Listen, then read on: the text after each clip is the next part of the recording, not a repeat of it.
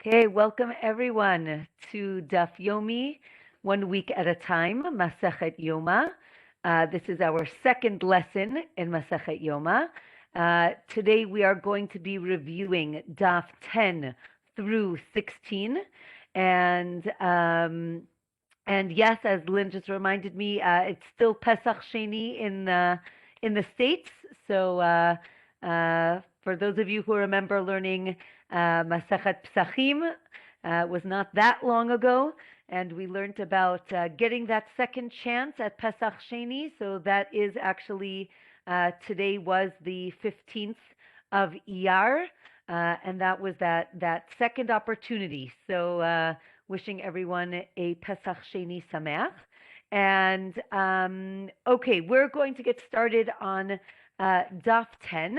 Daf 10 started with a discussion about the Persians and how the Torah says that Yafet, which here the Gemara explains as the Persians, though sometimes the Greeks. Here it's the Persians, and our Gemara on Daf 10 says that the beauty of Yafet is important when it is within, resting within Shem, which is the Jewish people. And we will see what that means in a minute. So the Gemara explains that the Persians came from Yafet. We have on Daf 10 the children of Yafet and the areas that they lived, and all of those are described on Daf 10. And the descendants of Hush, we have Nimrod, who lived in Bavel, and he conquered many lands. We have a discussion of the city of Nineveh, Nineveh being the capital city of Bavel for Nimrod, but it also comes up in the story of Yona, right? Jonah is sent to Nineveh. It was seen as the metropolis of the time, which is why the Gemara on Daf 10 calls it an Ir Gdola, a large city. So that is on Daf 10. The Gemara continues talking about different cities. Then it goes into the offspring of the giants, Achiman and Sheshai and Talmai. There were giants in the time of the Torah. From here, we're going to discuss I would say, the relationship between Rome and Persia, specifically when dealing with the Jewish people. So the Gemara on Daf 10 says that Rome will fall because of the Persians. This idea of the youngest of the brothers is Paras, which is Persia, and Rome will fall because of the Persians. Interestingly, though enough, we know that it's the opposite. But here the Gemara says that the first Beit HaMikdash, the first temple, was built by Shem, meaning by the Jewish people, by King Solomon, Shlomo, and it was destroyed by the Kasdim, and then the Persians conquered them, and then basically the Persians allowed the Jewish people to build the second temple, and the Romans then came and destroyed it. So then the Persians will come and destroy Rome. That's the way the Gemara sees it. Then there's another opinion that says no, Persians will be conquered by Rome, which is really what was decided and really what happened. The Gemara talks about the Persians destroying many shuls, and therefore they deserve to be conquered by Rome. The Gemara says, right, the builders fall in the hands of the destroyers. Right, there is a nation that is destroying, and they will destroy all the nations around. The Gemara talks about that the Moshiach won't come till the Romans spread out for 9 months. Unfortunately, it's been a lot longer, so we are still waiting for the Moshiach. Okay, from here, we are going to talk about the chambers in the temple. Here again, I thank Daf HaChaim, the website with really beautiful illustrations. Here you see I guess like a structural diagram at the bottom and a more like 3D kind of pictorial of the temple. And we're going to talk a lot about the structure of the temple today in our shiur. But first, we're going to talk about the entranceways. Since we mentioned that the high priest, the Kohen Gadol, is going to be sequestered for 7 days in the Lishkat HaParhedrin, you can see that it is in the middle of the screen at the top. That's his chamber. Because there is a chamber that someone will be sleeping in, the Gemara says that in general the chambers of the temple did not have a mezuzah on it. On the entranceway, except for the Lishkata Parhedrin, because the Kohen was living there long term, and therefore he needs a mezuzah on his wall, on his doorway, just to remind us, right? And we're going to talk now for the next daf or two about the laws of the mezuzah. So to remind us, the mezuzah is put on an entranceway of a house or a room, anywhere that is fit to, or anywhere that someone sleeps in. We'll talk about the details in a minute. It says that then it says, well, maybe maybe the entranceways really in the temple itself did not need a mezuzah, and the idea here, the Gemara explains on Daf 10, is that any house that's not lived in all year round, or the Gemara says in the summer and in the winter, then it doesn't need a mezuzah. Meaning, if you're only there for 7 days, you do not need a mezuzah in it. Specifically, right? If somebody goes to a hotel or stays there for even a little bit of a longer extended stay, as long as it is temporary, it does not need a mezuzah. So from here, Rabbi Yehuda says, well, what about your sukkah, right? If you're going to say that the fact that the Kohen lives there for 7 days, it means it needs a mezuzah, what about your sukkah? Then you live in your sukkah for 7 days, or there is this idea of living in a sukkah for 7 days. Does it need a sukkah, a mezuzah, or not? So here, Rabbi Yehuda says it does need a sukkah. And again, the sages, the Chachamim, disagree, which is the law. You do not need a mezuzah in your sukkah. But it's interesting to see the differences of opinions and how it does have ramifications, as we can see, not only in the temple but in our sukkah as well. Okay, so then the Gemara says at the bottom of 10, everyone agrees that for 7 days that the chamber does need a mezuzah, but there is a disagreement if for the rest of the year if it needs that mezuzah. Or, says the Gemara, because again, we're learning Gemara, and there are many different opinions, or everyone agrees that for the rest of the year, you for sure don't need a mezuzah because nobody's living there.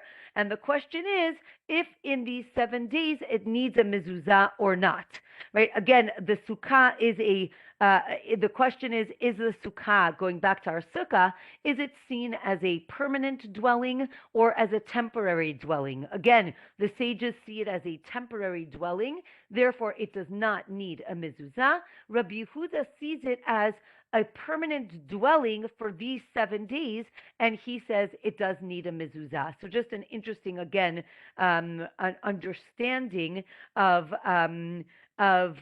when something needs a mezuzah. What about if you're forced to live in a certain area, in a room? Does it need a mezuzah or not? Right? Again, the Kohen is being sequestered into this room. He doesn't necessarily want to be there, or maybe he does, but it's the rule. So maybe then it doesn't need a mezuzah. Again, Chachamim say that if you're forced to live in it, it's still considered a dwelling and therefore it needs a mezuzah. Rabbi Huda says no, it does not. And then I was listening to another shir, and he said, right, if you go to jail, your jail cell does not need a mezuzah because you are being forced to live in that jail cell. So that is interesting. Again, the Kohen, I'm sorry I'm using the word forced, but the Kohen Gadol, as we mentioned last week, is required to move into the temple, into this chamber, for the 7 days before Yom Kippur. So that's what we're talking about here. Again, he's not being forced in the sense that it's not a punishment in any way, but it is a requirement for him to work for Yom Kippur. He needs to be in training for those 7 days. Now let's move to Daf 11.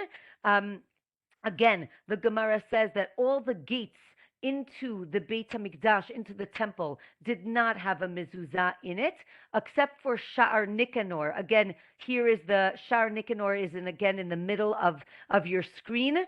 Sha'ar Nicanor was the entrance into the temple courtyard, where we will be discussing a little bit later, where the altar is. So that entrance does have a mezuzah, and the reason given is because it's the entranceway into, again, the Lishkat Parhedrin, where the Kohen Gadol, the high priest, will be staying. Because it's the entranceway into his living quarters, it also needs a mezuzah. And from here we understand that if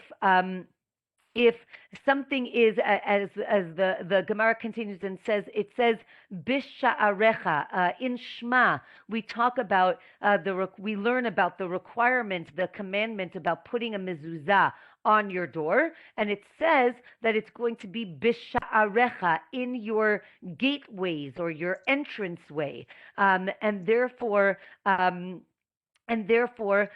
gates that lead into a courtyard, a city, into your house, those need a mezuzah, anything that's going to lead into your dwelling. But if a gate is just there to, let's say, strengthen a tower, it's more of a design, or it's architectural, then it does not need a mezuzah. Again, but if someone lives there, you do need a mezuzah, right? We learned this previously. I think it was in Eruvin. We mentioned this.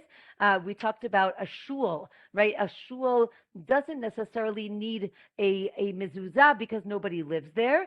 But if somebody lives there, it does. Then there are other opinions that say no, since people are there so frequently, it does need a mezuzah. But interesting, again, the Gemara says that that if it's a gateway or an entranceway into a place that is not a dwelling, you do not need a mezuzah. From here, the Gemara on Daf 11 discusses when do you need to check your mezuzah. Again, to remind ourselves, a mezuzah is right, what we see on the door is just a casing. Inside that casing is a parchment where we have Shema written, and it's written on parchment with ink. As we know, that is not long. I mean, it doesn't last forever, and you need to check that the parchment and the writing is still intact every once in a while. So here the Gemara on 11 says that you need to check your private mezuzah twice every 7 years, or 2 times in every 7 years. If it's a public mezuzah, 2 times in every 50 years.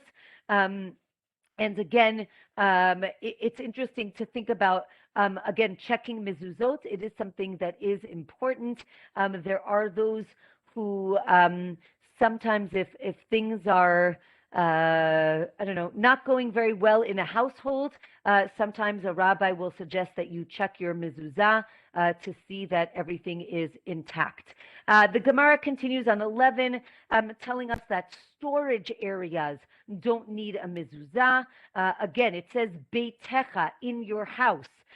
So again, anything that is not a place of dwelling, a bathhouse, does not need a mezuzah because it is not a place where people sleep.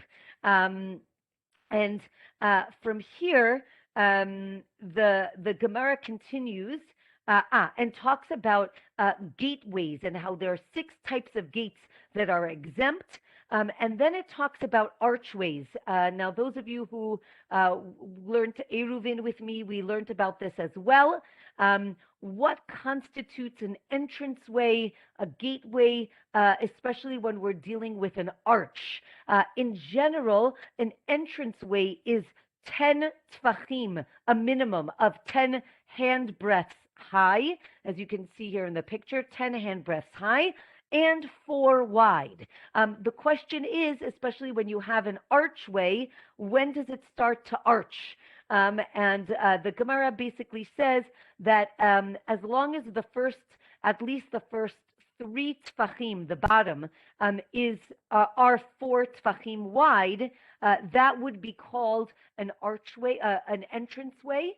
And the Gemara talks about kind of carving out, not literally, but figuratively, the entranceway, right? And you can see here the dotted lines that you could kind of extend the legs of the arch up, and that would make a doorway that is 4 by 10. And this arch would then need a mezuzah. So again, just interesting. I always find when we're studying one topic and we kind of jump tangentially to a different topic.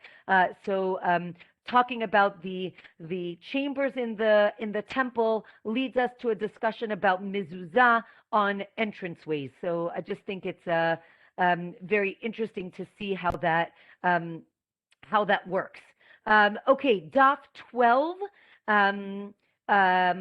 Talks again about we talked about a dwelling needing a mezuzah. What about a shul in a large city, a shul in a small city? And from there, we get to the idea of inheritance, achuzah. Achuzah means an inheritance. And the Gemara asks, what about Jerusalem? Right? Did Jerusalem? We know that the land of Israel was divided up into the tribes. Every tribe had an area in the land of Israel, and the question was, what happened with Jerusalem? Is it like Washington, D.C., where it is, right, doesn't belong to any state, it doesn't belong to any tribe? Or did it belong to a tribe? Is it part of an inheritance? And on Daf 12, we see a machloket, a difference of opinion. If Jerusalem was not divided among the tribes, it was right open to everyone and not controlled by anyone. Or was it divided between Yehuda and Binyamin? And here the Gemara describes, hold on, let me just move that up. Here the Gemara describes how Jerusalem was actually, one opinion is that it was divided specifically right down the middle, almost the middle of the temple, right? You can see here in the picture, the right side is in the tribe of Yehuda, of Judah, and the left side, again here it's east. The east side is Yehuda, and is that true? Yes. East being Yehuda, west being Benjamin. What's interesting really is if you look at a map of the tribes of Israel in Israel, in the south is Yehuda, right? Jerusalem and south is Yehuda, and then Jerusalem and north is Binyamin. But interestingly enough, it's interesting that it's not separating. Here north-south, but it's actually east-west that it's being separated. And you can see that the Gemara actually describes that like it kind of goes around the altar, that the altar was in Binyamin and the courtyard was in Yehuda. Again, I think that this is very symbolic, right? The blessing that Benjamin got was that God's presence will rest between his shoulders, ben ktefav yishkon. So the Shekhinah, the divine presence, is meant to be in Binyamin. We know that Yehuda symbolizes monarchy, the leadership. So it's interesting to kind of see Yerushalayim as being the unifier between Yehuda and Binyamin. This is beautiful. Just in 2 weeks is Yom Yerushalayim. So I'll just give one other beautiful idea that I've heard, which is that Yehuda is the son of Leah, right? And Binyamin is the son of Rachel, and Yerushalayim again is the city that unites the children of Leah and the children of Rachel. So we really do see a unity in Yerushalayim, and you can use that for Yom Yerushalayim. It's a really a beautiful idea. Okay. From here, the Gemara on Daf 12 continues and talks about property in Jerusalem. Again, is it considered private property? Is it considered national or communal property? The Gemara says that, remember, we talked about specifically in Masechet Psachim, how people are going up on pilgrimage, Aliyah LaRegel, to Jerusalem. The Gemara on Daf 12 says that the hosts, the people who lived in Jerusalem, were not allowed to charge rent, right? There was no price gouging during the holidays. They needed to let people stay there for free. But there was a custom of that. Thanks. Okay. Bye-bye, honey. Bye-bye. There's a custom of that if someone was being if someone was staying and being hosted in Jerusalem, they should leave the skins from any of the sacrifices that they brought to the temple, leave it in their host's house as a thank you for having me, and almost like a payment for staying in their house. Okay. Let's talk about the Kohen Gadol, the high priest. We talked in the beginning of the Masechet last week that they would appoint an understudy for this priest, lest he become impure, and he needed somebody to take his place.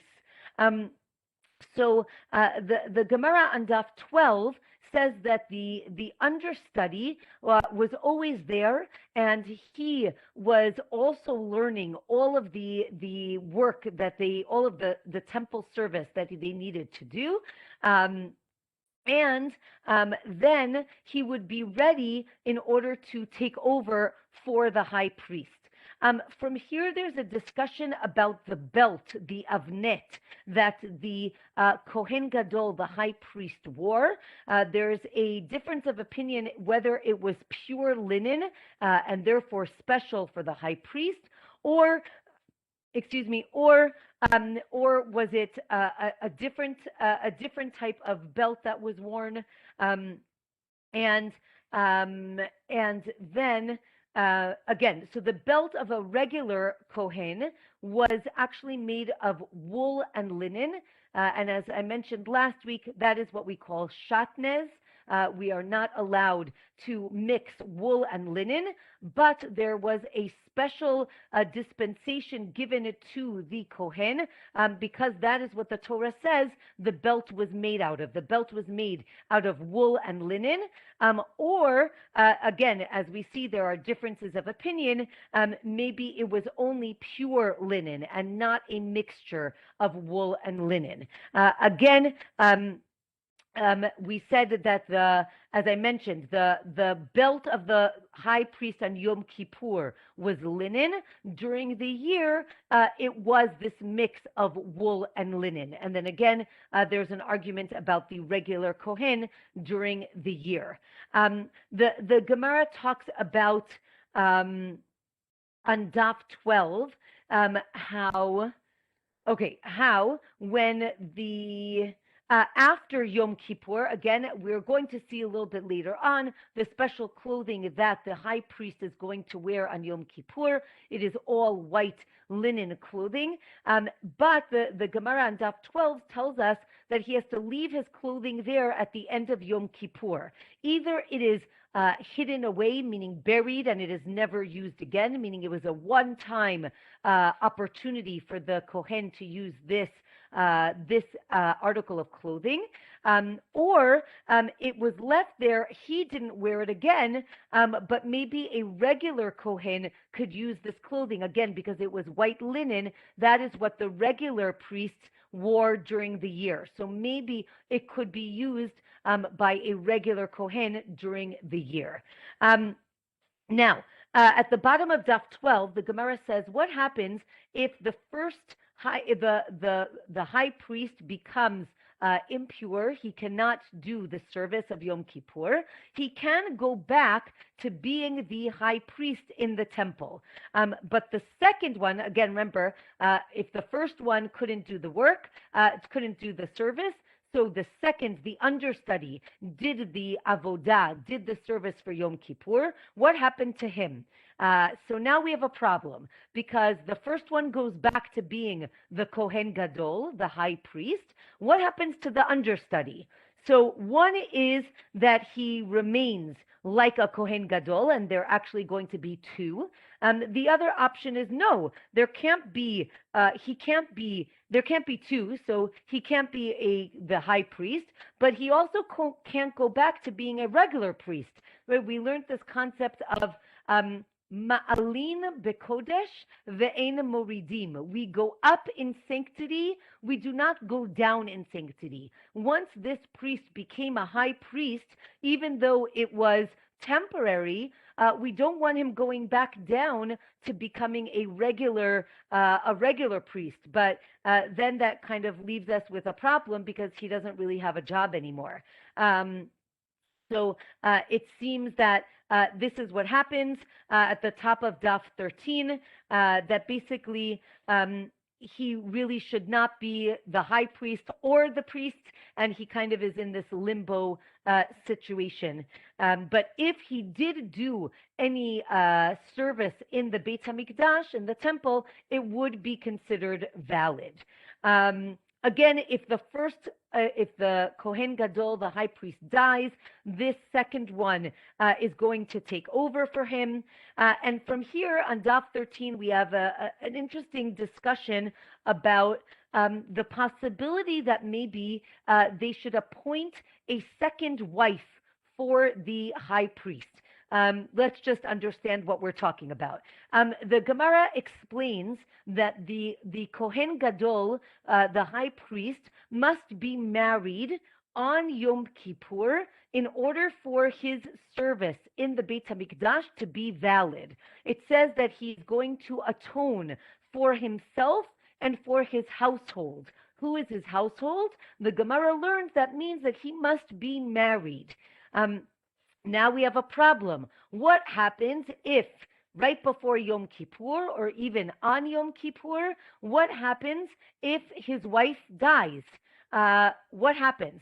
And here is why Rabbi Yehuda says, right, just like we appointed an understudy priest to do the work, we should maybe appoint an understudy wife to kind of fill in for the first wife, just in case she dies. Now, this is very problematic. The Gemara gets quite detailed here on how does this happen. Again, we cannot marry off the Kohen on Yom Kippur. So how does it work that on Yom Kippur he's already married? And there are many different options and ideas that are given here. One is that maybe he marries the second wife right before Yom Kippur. Maybe, excuse me, maybe he marries her and gives her a divorce that's conditional. The Gemara later on in Masachet Kiddushin talks about conditional, well, also in Masachet Gitin, about, first of all, conditional marriage and conditional divorce, meaning you will be my wife if I will meet you, in the shul on the 30th of May, right? If I show up, so then you're going to be my wife. And if I don't show up, so you're not. Or the opposite, right? Here is a document that says that you are divorced on the condition that something, right? These things do work, which it sounds a little bit crazy or a little severe. There are ways to do these conditions, but it is not a free for all. And the Gemara really explains how a divorce must sever all ties. So a husband cannot say, here is your get, here is your bill of divorce, as long as you never eat meat again. That is not I don't know why someone would do that, but that is not valid. A husband cannot stipulate something that will affect the woman from now on forever. That is not considered a divorce. And that doesn't work. But let's say in our case, he could say, and there are some of these permutations, right? I'm going to give you this bill of divorce if my wife doesn't die on Yom Kippur, right? So if my wife doesn't die, so then you become divorced, and therefore he ends up being married only to one wife. And really the Gemara on Daf 13 goes through all of these different permutations, right? You'll be divorced if you don't die on Yom Kippur. You'll be divorced if she doesn't die. She'll be divorced if you don't die. And there's a lot there. But it is very fascinating to think about these concepts. Again, the Gemara says, no, none of these things happened. There was no understudy wife. There was no second wife, not conditionally married or conditionally divorced. These didn't happen. I think it's more of a more theoretical discussion and trying to see how far we can push the theoretical idea. But one concept that I do want to mention that comes up on Daf 13 is the concept of yibum. Yibum being the Levirate marriage, which is the Torah explains that if a man and woman are married and they do not have children and the husband dies, his brother must marry his widow. The idea here being not that we want to force anybody into marriage, rather we want to make sure that that woman is protected. And without any children to support her, she is not protected. And there are many different permutations. There is a whole masechet called Masechet Yibamot, which talks about yibum and all the different permutations. What if two brothers marries two sisters? It comes up here because what if there are two wives? Right? Let's say this man had two wives. Who does yibum with who? How does it work? Again, that is something we'll discuss in Masechet Yevamot. But here it does say no, even if there are two wives, the one of them has to do yibum, meaning the brother has to marry one of those wives. Okay, the bottom of Daf 13 talks about the Kohen Gadol doing the work in the temple. What happens? It says all of this comes in is if his wife dies. Wait, if his wife dies, he's what's called an onen. Onen is a mourner, but before there's even a burial, right? After a funeral, the person is called an avel. Avelut is mourning. But there's a special law for somebody who's called an onen. He or she is someone who an immediate family member has passed away and has not yet been buried. They're not allowed to do certain laws, certain rituals. But here it says, wait a minute, how does the Kohen Gadol, the high priest, if his wife dies, how is he going to do the temple service? He's a mourner. And the Gemara says, you're right. Really, a Kohen should not do the service, but maybe there's a special dispensation for the high priest. or maybe not. The question is, do we force him to leave the temple or not? That's the discussion at the bottom of Daf 13 and at the top of Daf 14. And at the end, it says no, he should not do any of the work that day. Again, lest he eat from any of the sacrificial meat. He's not allowed to eat from the sacrificial meat as a mourner. Again, Rabbi Yehuda was not concerned about this. And he says that if the first wife dies and he has a second wife, he can continue doing the avodah, the temple service on Yom Kippur. Okay, from here, we have a Mishnah on Daf 14, and Daf 14 discusses the different services, the different, we say the avodot, the work, but it's the service that was done by the high priest for 7 days. Now, in general, meaning during the year, and we'll go through all of these services. In general, these things were done by the regular priests, the Kohen who is on duty. If the Kohen Gadol, if the high priest wanted to do one of these things, he could. But he did not need to. However, 7 days before Yom Kippur, the Kohen Gadol needs to do or practice all of these actions because he is going to do all of these activities on Yom Kippur. And we're going to see this later on in the Masechet.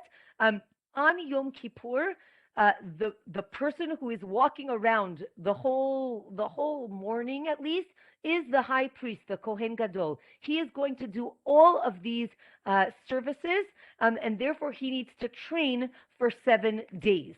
So you can see here, there's the sprinkling of the blood. We're going to talk about that. There is the burning of the incense, the ktoret. There is the cleaning out of the menorah, the cleaning out of the candelabrum, and there is putting the meat on the altar. So these are the things that he needed to do. The Gemara on Daf 14 says that, that interestingly, we mentioned this last week, how the Kohen Gadol is going to get sprinkled with the water that has the ashes of the red heifer. This was called mei chatat. It was the para aduma, the red heifer that was burnt. The ashes were put in water, and he was sprinkled every day of these 7 days. We discussed it last week. It was preventative to make sure that he was not impure, and therefore here the Gemara discusses Rabbi Kiva says that if you get sprinkled with this water, but you actually are pure to begin with, then it makes you impure. So our Gemara says that our Mishnah is not like him. We do not say that. We say that even if you're sprinkled with this water, even if you were pure to begin with, you were tahor, you remain tahor. You do not become impure. It is interesting, the Torah talks about the process of making the ashes of the para aduma, of the red heifer, and talks about the idea that these ashes are going to make a person pure, right? It transforms someone from being impure, from being tameh to tahor, to pure. But interestingly enough, it also transforms a person who is pure, tahor, into impure, tameh. And here our Gemara is trying to figure out who that person is. Rabbi Akiva says it's the person that gets sprinkled by accident. Our Gemara says no, it's actually a person who touches the water, either in its preparation or somebody who carries it. That person becomes tameh, he becomes impure for a certain amount of time, but not if you get sprinkled with it. Okay.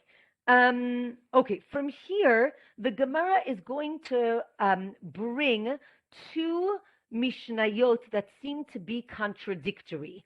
We're going to talk about the order of these avodot, of these services that were done in the temple. What was the order that they were done? And we're going to see that in two different masechtot, in two different places, there are different orders. So we have to figure out how to reconcile those differences. So one source says that first you do the incense and then you clean out the menorah. But in another source, it says the opposite. And then the question is, who is the author of each one of these sources? So the Gemara says on Daf 14 that Rabbi Shimon Ish HaMitzpeh is the author of the Mishnayot in Masechet Tamid, but not our Mishnah. Or maybe he is the author of our Mishnah. And then we have another source that talks about, again, cleaning out the menorah and the incense, the bringing of the ktoret. And our Gemara basically explains that the cleaning out of the menorah was actually done in two stages. The first was they would clean out 5. Again, you can see here on the picture, there are 7 candles in the, or lamps in the menorah. 5 were cleaned first, then 2 were cleaned. And our Gemara explains that in between the 5 and the 2 was when they brought the incense, the ktoret. Or there's another opinion that was when they sprinkled the blood of the korban tamid. But either way, it was split up into 2 parts, 5 and then 2. Okay. And here we have the discussion about, then we get to the Daf 15. Daf 15 talks about the importance of the ktoret, the incense, and the service of the cleaning and then the lighting of the menorah. The Gemara says that every day the menorah needed to be cleaned and needed to be filled up with enough oil that it would last, right? It burnt from the afternoon all night till the next morning. So the Gemara says that we learned from here that not only does there need to be enough oil, but there also needs to be that the menorah was lit, and that was the last thing that was done at the end of the day. And therefore, we see that the burning of the incense needed to be done before the menorah was lit. Okay, from here, we're going to get into a discussion about what's called Zrikat Hadam.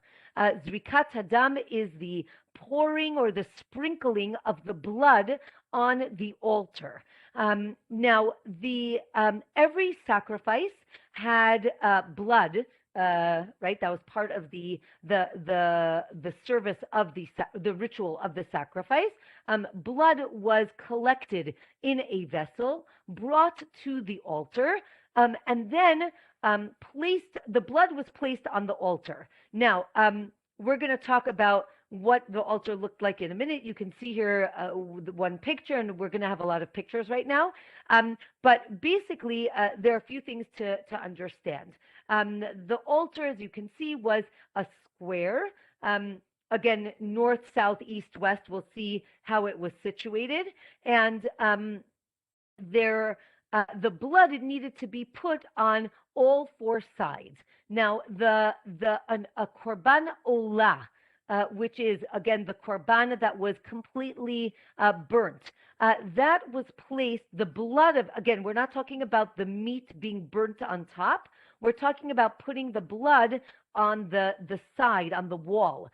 You can see here, for a korban olah, it was put on the corner, and it basically sprinkled out or spread out onto the 2 sides. And this way, it was only poured twice, but got 4 different walls. In the Gemara, it says that this is called matanot, a gift, that are shtayim shehem arba. They are 2 that are really 4, right? The blood is placed twice on the altar, but it gets 4 walls. This is as opposed to the korban chatat, the sin offering, that was placed on each wall, meaning 4, right? Arba shehem arba, 4 on 4 different walls. So I hope that was a sufficient introduction.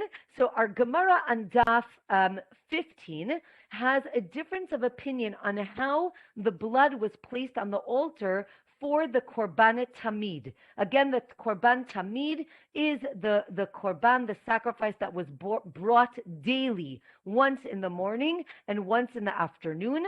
That's what we pray, the morning prayer and the afternoon prayer, because of the Korban Tamid. And it was an olah, meaning it was completely burnt on the altar. And therefore, the Gemara says that it needed to be put, the blood needed to be put on the corners, as I mentioned before. There is a second opinion in our Gemara, just to make things a little bit more complicated. The opinion of Rabbi Shimon Ish HaMitzpeh, and he says, based on a verse that says that the olah, the tamid, needs to be like the chatat, he says the first time you put the blood, you're going to put it on the corner like a regular tamid, a regular olah. But the second time, you're going to put it on each wall. So basically, you can see here on the right, it's on the corner, as we mentioned before. But on the left, you see that it's been placed on the western wall and on the southern wall. So he basically separates 2 different instances of the same sacrifice. And he says, the first part you do like an olah, the second part do it like a chatat. From here, the Gemara goes through many different permutations, asking why does Rabbi Shimon suggest this? Why doesn't he suggest something else? Maybe do it all at the bottom, all on top. Here's just an important concept. There was what's called the chut hasikra. That is a line, basically. It was actually a design that went around the altar, the mizbeach, and that delineated what we were going to call the lower half and the upper half. For a korban olah, the blood was placed on the lower half. For a korban chatat, it was placed on the upper half. Interestingly, though, Rabbi Shimon says, do all of it on the lower half. Just another thing I'd wanted to show you, this is a top view of the mizbeach, of the altar. There was something called the yisod, the foundation. That's this darker line on the top and on the left side, on the north and western side of the mizbeach, of the altar. This foundation didn't go completely around the altar. Rather, it was only on the north and west side. But as you can see, if you look carefully, it wraps around a little bit on each of those corners.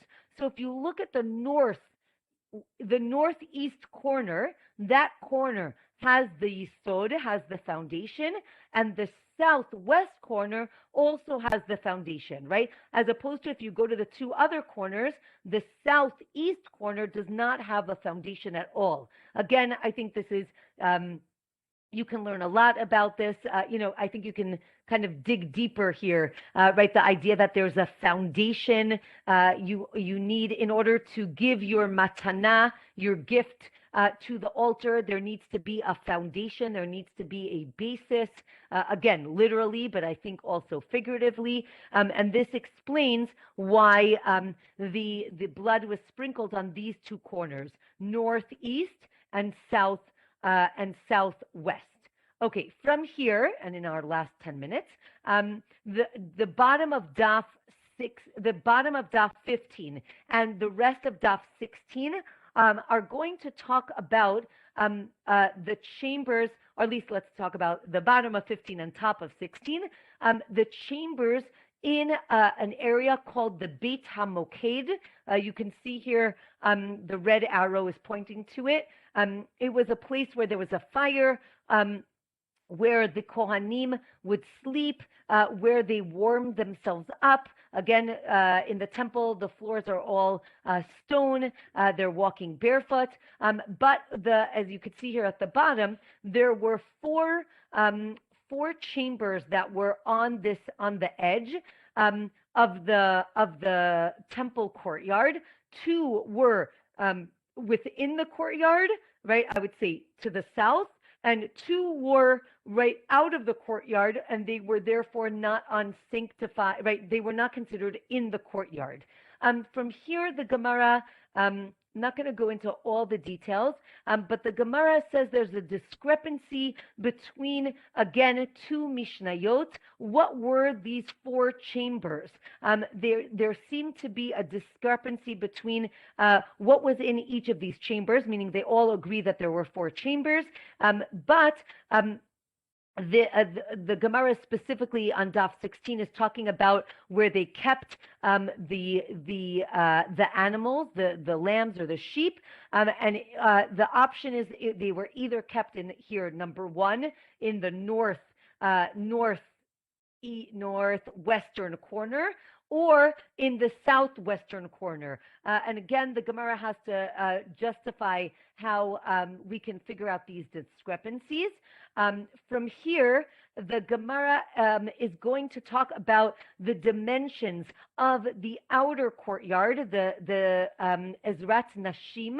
The outer courtyard also had four chambers in it.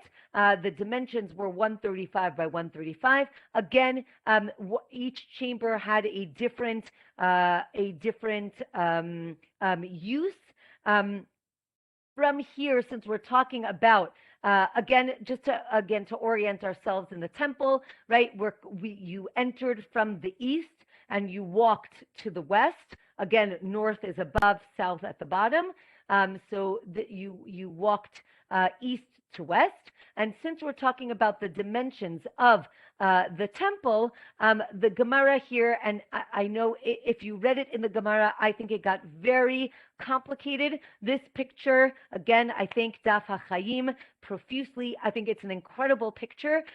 It talks about the wall on the eastern side of Har HaBayit, of the Temple Mount, and it says that the wall on the eastern side needed to be much lower than all the walls around, because, as we mentioned before, the Kohen who did the Para Aduma ceremony, the ceremony of the red heifer, he did it on the Mount of Olives, which is across the valley from the Temple Mount, and this Kohen needed to be able to see into the temple all the way to the ulam, right? Meaning to the heichal, to the actual big structure that you see here, I guess on the left side of our picture. He needed to be able to see. How is he going to be able to see if the wall was high? Therefore, and the Gemara has a whole calculation the Gemara has a whole calculation as to what it looked like. And again, I'm not going to get through all of the dimensions, but you can see here that there are 6 steps, 12 steps, and then 15 steps, and then another 12 steps. And again, this height is 19 and a half amot, or there's another opinion that the height is, here, I think I brought it for you.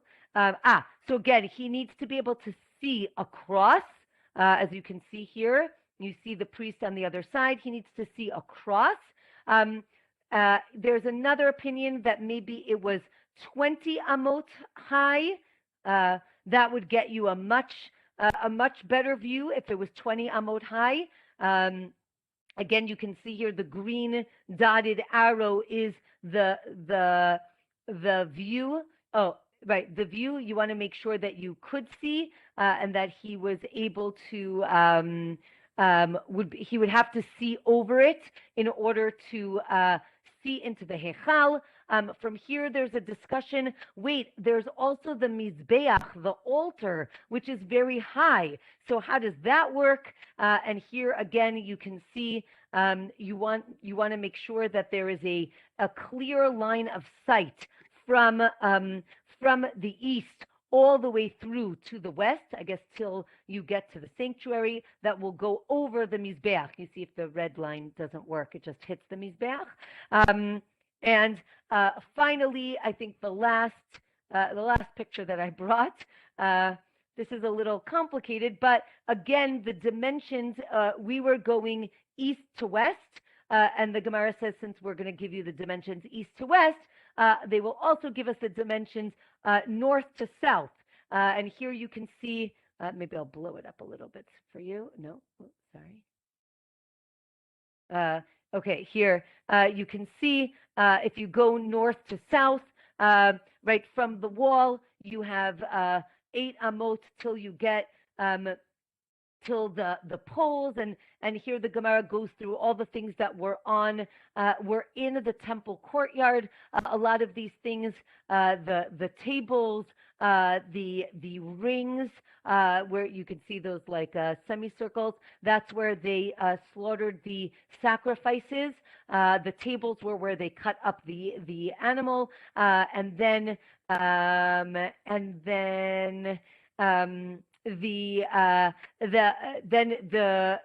question is, again, this whole calculation was to figure out where the altar was. Was it specifically in the middle of the courtyard, or was it a little bit to the south? If it was a little bit to the south, now the Kohen can get a clear view. As you can see here, there's a clear view from the entrance to the main sanctuary, straight across, again, east to west. And I think we will end with this picture. I hope it helped. It helped me a lot because reading it in the Gemara was a little overwhelming, lots of numbers and calculations.